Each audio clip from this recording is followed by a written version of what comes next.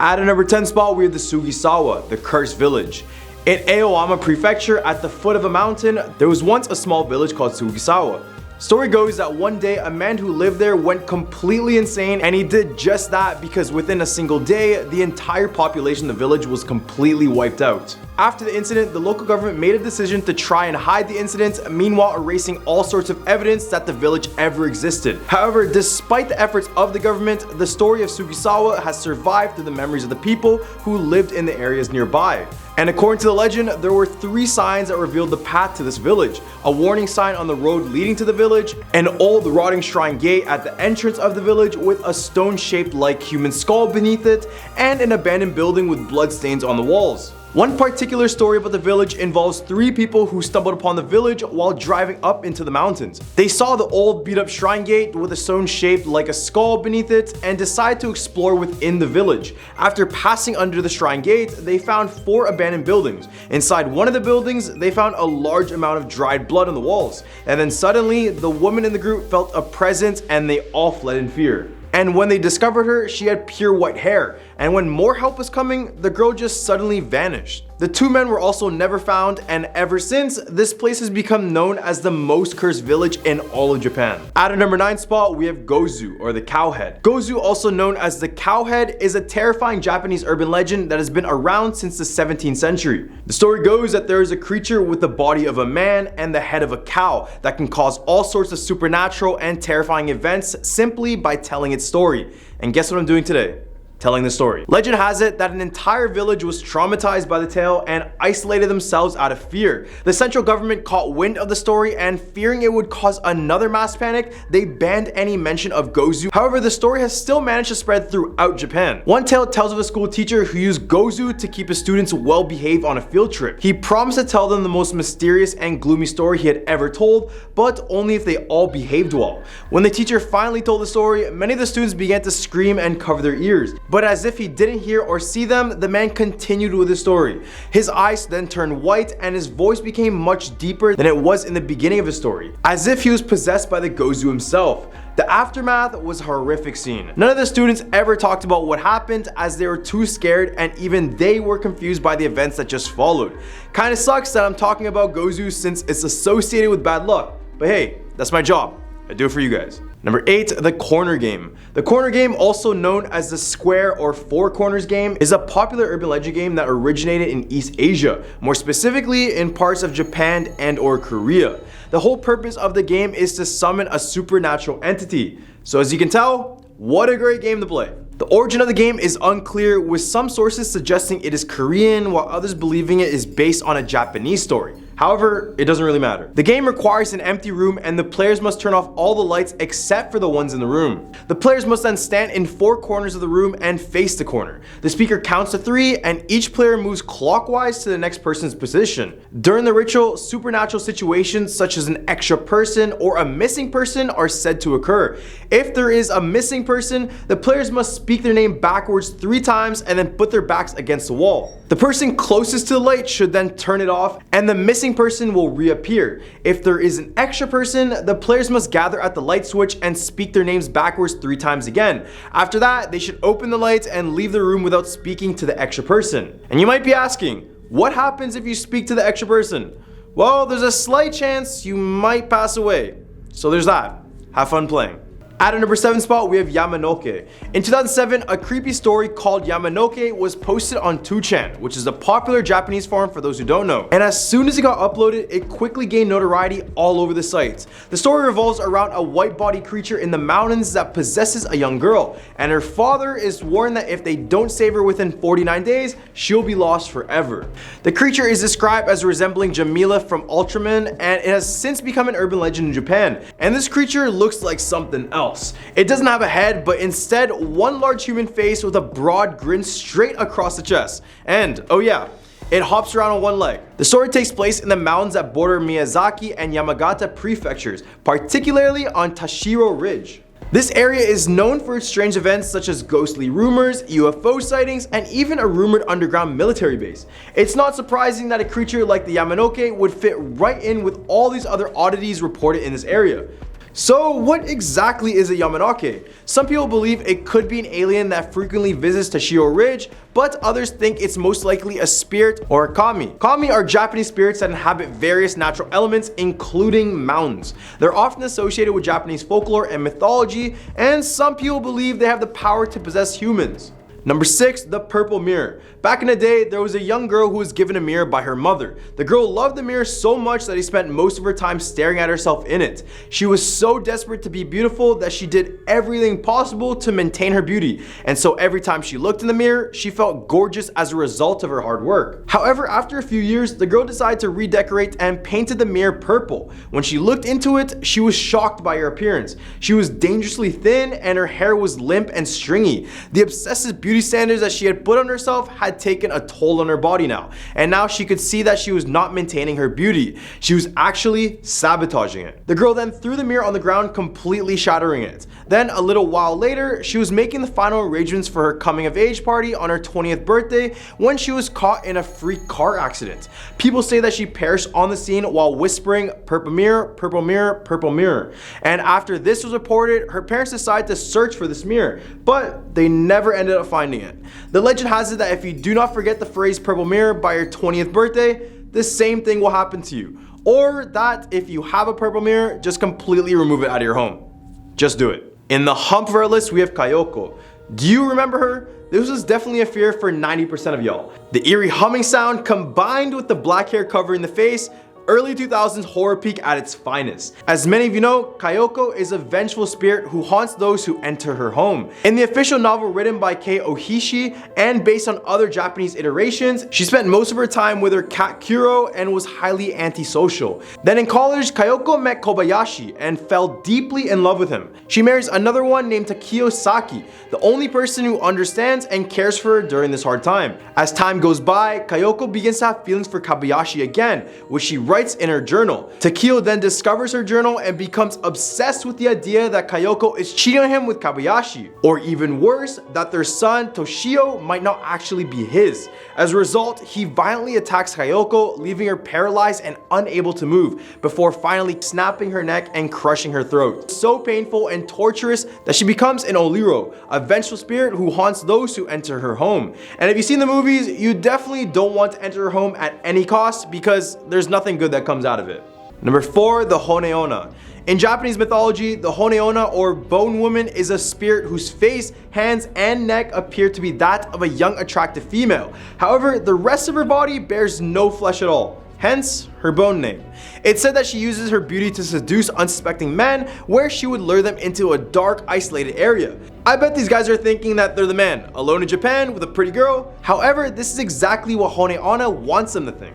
Because when they're alone, she reveals her true form and then sucks their life force energy, leaving them as a pile of dust. In other accounts, the Honeona are said to be spirits of a young woman who cannot move on from their past lovers. To their loved ones, they look normal, but for everyone else, they appear as the bone woman. Regardless of who is in front of them, they will suck up their life's energy, causing illness or all sorts of other tragedies in the process. I don't think I'll be ever falling in love with a pretty girl ever again, especially in Japan after seeing this one. Number 3, the ghost of the tsunami. The second season of the popular show Unsolved Mysteries has taken viewers to Ishinomaki, Miyagi, Japan, where a 9.1 magnitude earthquake followed by a powerful tsunami struck in March 2011. The survivors have struggled to cope with the disaster's aftermath, but the 4th episode of Unsolved Mysteries, titled Tsunami Spirits, uncovers the story of the victims themselves. Multiple people in the area reported supernatural encounters with ghosts who were looking to find their way home after the disaster. Sociology graduate student Yuka Kuru was writing a paper in the months after the tsunami struck, focused on the experience of taxi cab drivers in the region who were convinced that they had given rides to ghosts. Kudo spoke to more than 100 taxi cab drivers in the stricken area,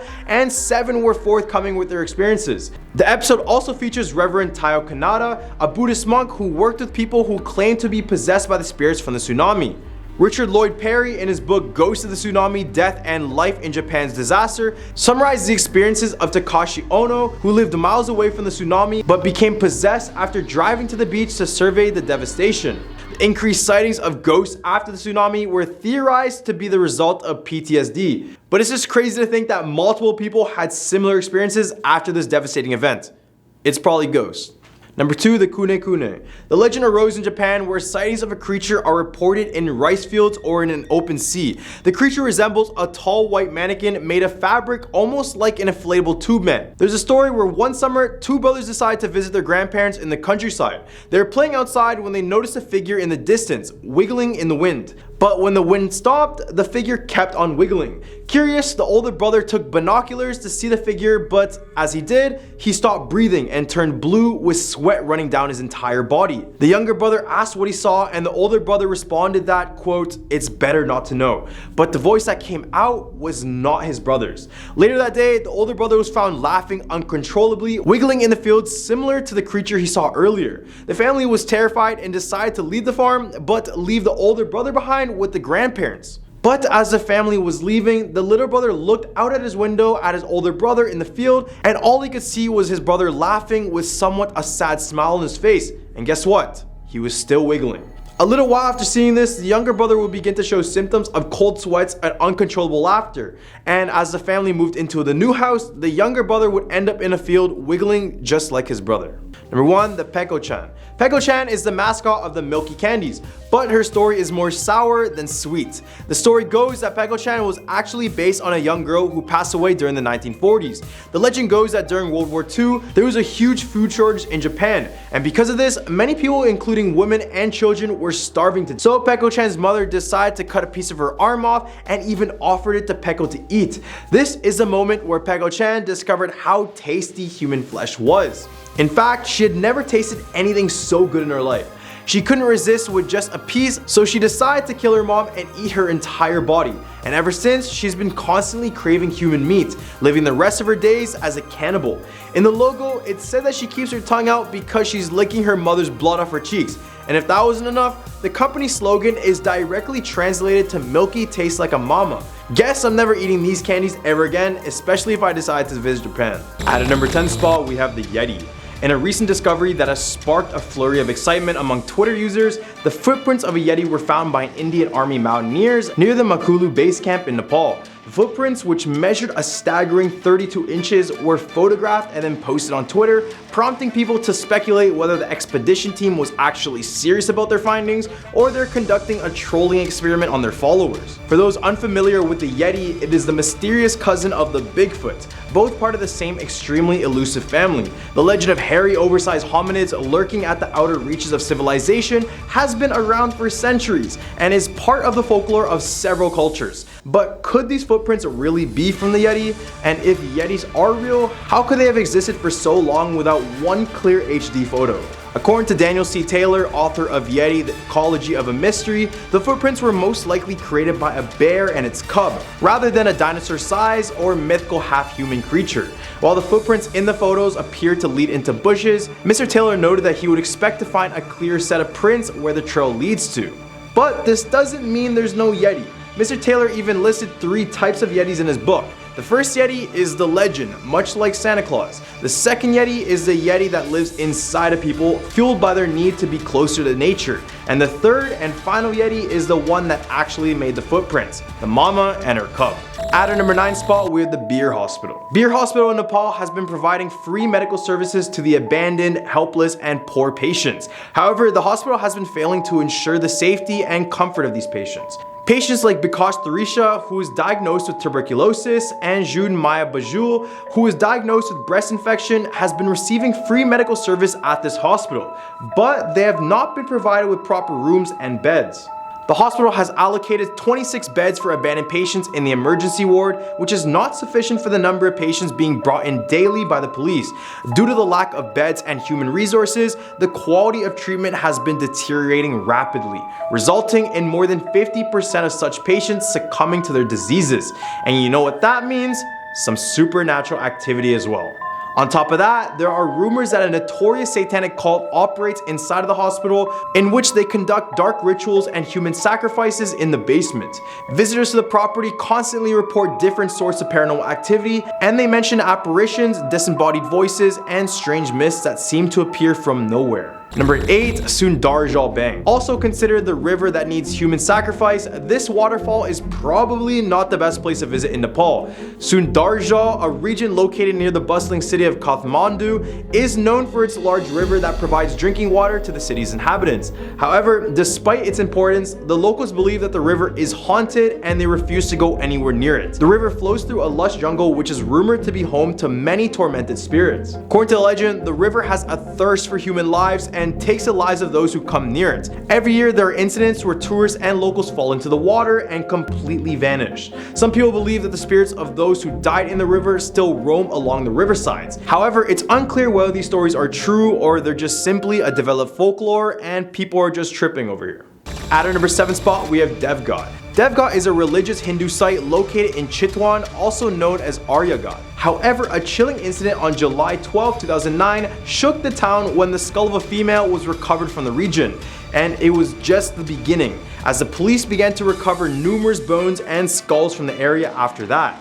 The situation got even stranger when locals started witnessing 4 old women visiting the spot every night to perform a dance ritual. The women would set fire to themselves at midnight while performing, making it an eerie sight to behold. However, the discovery of human bones in this area is not new to locals, as Devghat is known as the land of cremation, and it is also considered a ceremonial site for black magic believers. In the past, skulls of various people were also reportedly removed from the spots, and nevertheless, the identity of these 4 old women still remains a mystery. Locals claim to see these 4 to 5 women apparitions approaching the river by night, and they appear to be dancing, but they're floating above the ground. But the most crazy thing about this is that they do this dance while completely engulfed in flames.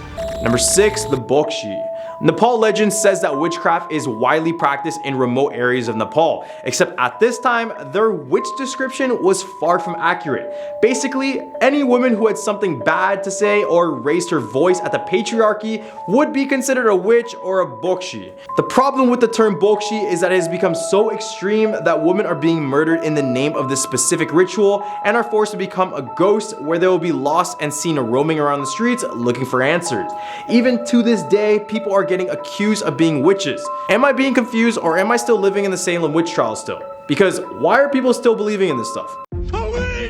In the hunt for our list, we have the Ranaban. Many people know Ranaban for their breathtaking views and incredible sceneries, but inside of this nature escape is hidden something very dark. Within the jungle of Ranaban village, there is a gigantic tree looking straight out of a cartoon with its widespread and exposing roots. Except, take away the beauty from this tree and you might understand why locals avoid this specific tree altogether.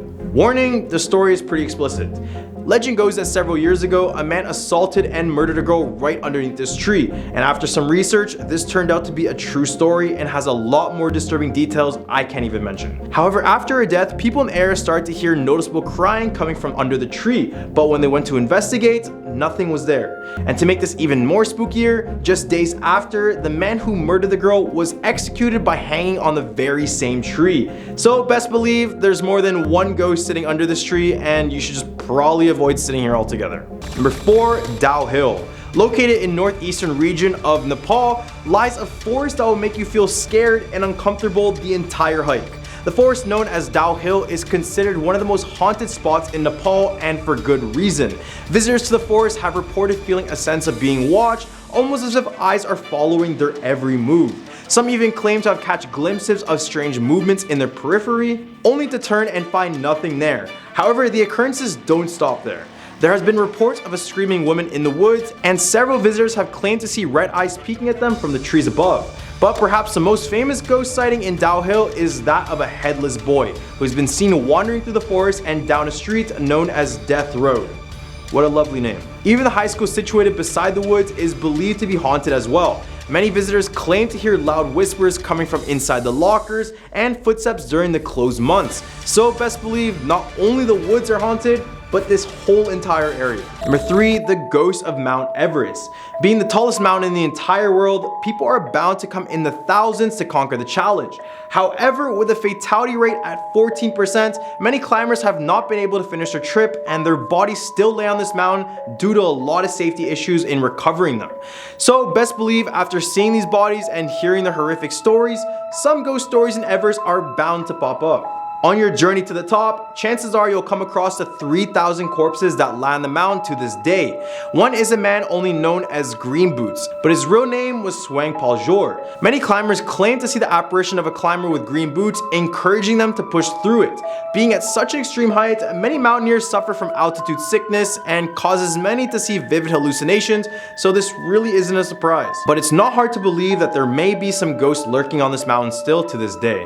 Number 2, the Royal Palace of Nepal. On June 1st, 2001, one of the worst royal massacres occurred at the Royal Palace in Nepal, including King Birendra and Queen Aishwarya. The culprit turned out to be the son and crown prince Dipendra, who was said to have opened fire on the palace grounds when a party was happening. He shot his own dad, mother, and his own siblings. He was appointed king, but only for a temporary time as he was in a coma since the attack due to shooting himself. Shortly after this massacre, locals around the palace began to report sounds of screaming, shouting, and the most notorious sound that they could document was the sound of gunshots. They claimed that it was the gunshots from the massacre, and its haunting sounds are still trapped in this palace to this day. Number 1, the water tank of Dapashi. Located in Dapashi, Basundara, lies this innocently looking underground tank to store water around the community. Although this is necessary for any community and serves a benefit, many locals are actually too afraid to go anywhere near it. Of course, this doesn't mean they couldn't get water due to their fear. Instead, they would probably ask someone else to get it. But what could stop people from getting a basic necessity like water? Well, it all started with the sounds of crying, shouting, and other strange noises coming from inside of the tank. And it was said the sounds grew even louder by the nighttime. This is also the time where locals claim that they also see a spirit of a decomposing man standing nearby the tank. The legend says that a group of robbers mugged a man near the water tank, and instead of a quick theft, one of the men accidentally killed the man, or so they thought. Then they decided to put the man's body in this tank, but once they locked it, they could hear the man alive struggling for his life. Soon after, the man would pass and the robbers would eventually get caught. But just imagine that your drinking water used to have a decomposing body inside of it. Doesn't this remind anyone of Cecil Hotel? Anyone? Coming in at our number 10 spot, we have Radiation Man. This is a story of a man who was kept alive for 83 days just so doctors could see the effects of radiation and how long a human could last. In 1999, 3 technicians at a nuclear power plant in Japan were involved in a catastrophic accident that left one of them, Hisashi Uchi, with the highest dose of radiation any human has ever experienced. Uchi, along with Masato Shinohara and Yutaka Yakokoa, were working at a plant when a nuclear reaction occurred, emitting neutron radiation and gamma rays all over the place. As a result, Uchi received a devastating 17 sieverts of radiation, while Shinohara and Yokokawa received fatal doses of 10 and 3 sieverts respectively. The effects of radiation on Uchi were immediate and severe, causing burns and completely damaging his internal organs and immune system. Despite being treated by a team of top medical professionals from around the world, Uchi's condition continued to deteriorate. He underwent numerous skin transplants and was kept alive through the use of blood and fluids, including drugs and life support. Tragically, on the 59th day of treatment, Uchi's heart stopped 3 times in just 49 minutes, causing severe damage to his brain and his kidneys. He eventually passed away on December 21st, 1999 due to multi-organ failure, spending the final 83 days of his life in intense pain and suffering. At a number 9 spot, we have the Unit 731. Yup, this story is terrible. Unit 731 was a Japanese biological warfare research unit that operated in China during World War II. It was headquartered in a facility in the Pingfan district, located in China, and they conducted experiments on human subjects in order to test the effectiveness on biological weapons and even study the effects of various diseases. The unit was established in 1936 and operated until the end of the war in 1945. It was led by Shiro Ishii, a Japanese army doctor, and was composed of several hundred scientists and medical professionals. The unit conducted a wide range of experiments on human subjects, including prisoners of war and civilians, often without their consent or even their knowledge. Some of the experiments conducted by Unit 731 included infecting subjects with diseases such as the bubonic plague, cholera, and typhoid fever. They would also study the effects of frostbite by deliberately exposing subjects to extreme cold and performing surgeries on live subjects without any sort of anesthesia. As a result, many of the subjects died in these experiments, and the unit is believed to have killed thousands of people during its operation. After the war, many of the members of Unit 731 were granted immunity from prosecution in an exchange for sharing the data they had collected with the United States. This decision has been heavily criticized, obviously, as it allowed the perpetrators of these atrocities to evade accountability for their actions. However, in more recent years, the Chinese government did call for Japan to take responsibility for this Unit 731 and to provide compensation to the victims and their families. The Chinese government was also called for the unit's activities to be recognized as war crimes and for the perpetrators to be held accountable once and for all. At a number 8 spot, we have the elevator man. Apparently some time ago, in a towering skyscraper located in Korea, there was a young woman named Karuko. She was a very bright 19-year-old student who lived in the 14th floor of her building, but on one fateful night, she had an experience in an elevator that would change her life. As the elevators began to close, a handsome stranger managed to slip his hand in order to stop them. The man stepped inside of the elevator and stood very close to Karuko. This is when the two began to flirt and engage in very small talk. The stranger told her he lived on the 13th floor, just one floor below her. As the elevator approached the 13th floor and the man walked out, the man suddenly turned around, turned to Karuko and said, "I'll see you upstairs." He then pulled out a knife as he left, he laughed and then disappeared towards the staircase. The doors of the elevator then shut, leaving Karuko alone and afraid. As the elevator continued to climb to the 14th floor, Karuko frantically pressed every button trying to get it to stop. But it was all in vain. The elevator doors finally opened up on the 14th floor, and to Karuko's terror, she found the man waiting for her. She was tragically slain before she could even scream for help, and since then, many have claimed this is a true story, and it's said to be the explanation why elevators now have this stop button. Some even say that the man who killed Karuko still roams the halls of this building, trying to lure innocent people into the elevator with him. And also, there is a game I mentioned in a lot of my past videos which include this story, and this is basically the origin story to that.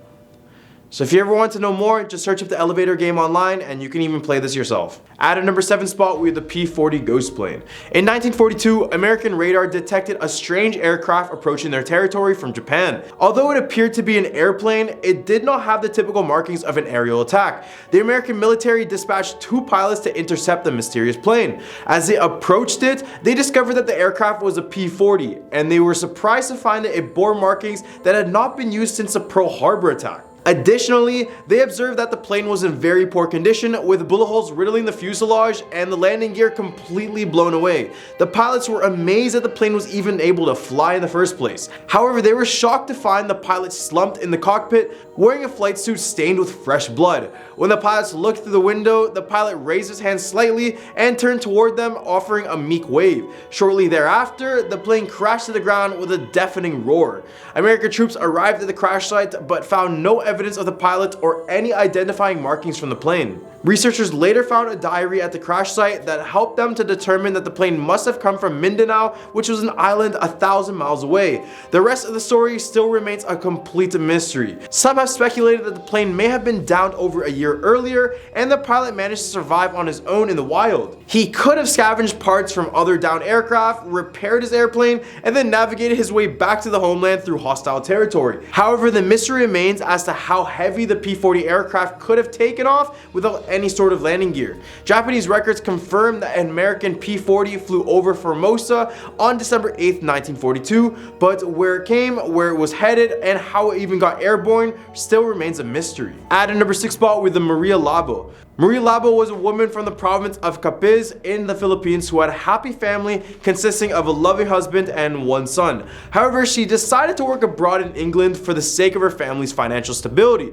Maria was lucky enough to have a good employer who treated her well, but she didn't know that her employer was a vampire, supposedly. It was said that Maria was a combination of a maid and a caregiver to this vampire employer, who would always provide her with half-cooked liver to eat. After a few months of working for him, Maria started to feel sick. Little did she know that she has ingested some of her employer's blood, which caused her this unknown illness. Eventually, Maria decided to return home to the Philippines to live with her family. Upon returning home, Maria's husband, who was a police officer, was very surprised to see her. She had already prepared dinner, but when her husband asked where their son was, Maria just replied, "Our son is right there." Her husband was confused, and it wasn't until he opened the refrigerator that he realized the horrific truth. The meat he had eaten that day was their own son. In a fit of rage, Maria's husband picked up a large knife and slashed her face, leaving a large scar, which is why she was called Maria Labo. Labo means scar in Filipino. From that day on, Maria went on a murderous rampage and stalked or hunted in many different locations within the Philippines. However, her husband continued to hunt for Maria because he just wanted to kill her and end all of this. It is also said that whenever Maria was known to be in any place within the Philippines, people would try to find and kill her in order to save her own children. So there would be this large hunt out for her, and it would just be crazy. In the hub of our list, we have the Hello Kitty murders. Our story begins in May 1999 when a 13-year-old girl approached the Hong Kong police, claiming that a woman whom her boyfriend had helped to kill was haunting her. The police was initially skeptical, but when the girl described how a 23-year-old woman was brutally tortured and bound with electrical wire in a third-floor flat on Granville Road 31, they knew they had to investigate.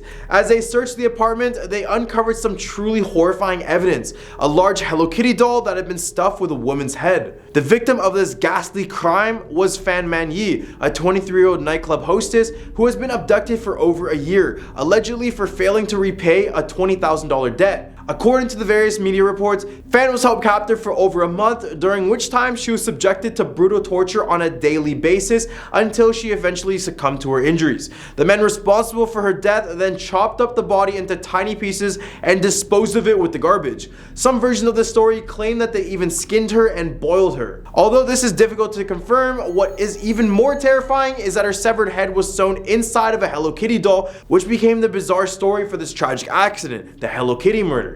When the news of this gruesome murder hit the press, it horrified residents of Hong Kong and sparked a media frenzy that lasted for months. As if the story couldn't get any more chilling, there was even reports of a shadowy female figure lurking near the apartment building where this happened, and it was captured on various CCTV cameras from nearby buildings. At our number 4 spot, we have the Tugu complex. In the city of Malang are 3 schools who are in deep connection with the horrors committed in World War II. Back in the 1940s, these 3 schools were used as concentration camps by the opposing Japanese soldiers. The Japanese created an underground system of crawl spaces and secret rooms that connected each school along with the local train station and governor's office. This would ensure accessibility everywhere. Legend says that 2 teenagers attempted to explore these tunnels and secret passageways, but after a short time, one student came out screaming while the other one was found weeks later in the train station in a trance-like state and unable to speak about the horrors he saw. Many believe it was the ghost of those who lost their lives there in World War II. Another occurrence is the bloodstains on the floor tiles in each of these buildings. And the odd thing is that workers say that removing these stains are nearly impossible, and some would even fall ill after completing the cleanup job, which is why they have stopped doing it completely. At a number 3 spot, we have the Orang Minyak. The Orang Minyak, or the oily man, is a creature that takes the shape of a man that is covered in a thick, murky black oil. It comes at the darkest time of night when it's almost impossible to see. It snatches young women in rural villages when they're sleeping, and this is why many people fear oil spills in the country, oddly enough. It can shapeshift into oil to slip through cracks in the walls and the floors, so there's basically no place to hide from the Orang Minyak. In Malaysia's past, young women were told to wear clothing that was worn by a man so that this creature couldn't catch their scent. Keeping a mirror nearby, it was also a must because this creature doesn't like to see their own reflection. This became such a big urban legend that some girls would cover their rooms in all mirrors, but in my opinion, that is just as creepy as this creature. Number 2, the Karak Highway. This Malaysian highway is said to be the world's most haunted highway.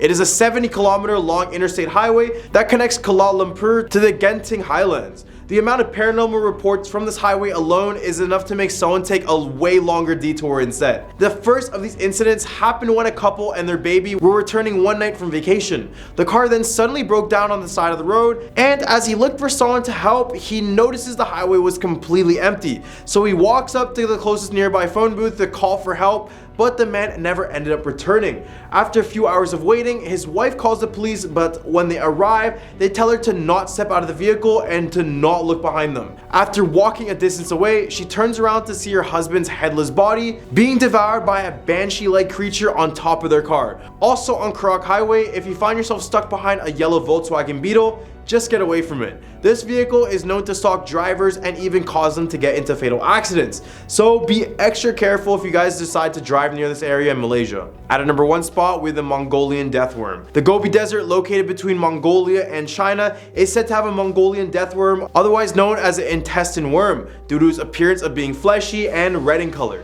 This 2 to 7 foot long creature has the ability to spit out venomous liquid out of its mouth, and if you ever get close enough to touch the creature, it is believed that the entire body is covered in a sticky, poisonous substance that will kill you on touch. And if that wasn't enough, it can even electrify you the same way an eel can. While movies on the creature depict it as being this large, colossal being, it's actually believed to be a lot smaller at around 7 feet. Regardless, the fact that this creature can hide anywhere in the desert sands and come out with basically no weaknesses makes it one of the most dangerous and scariest ones on this list.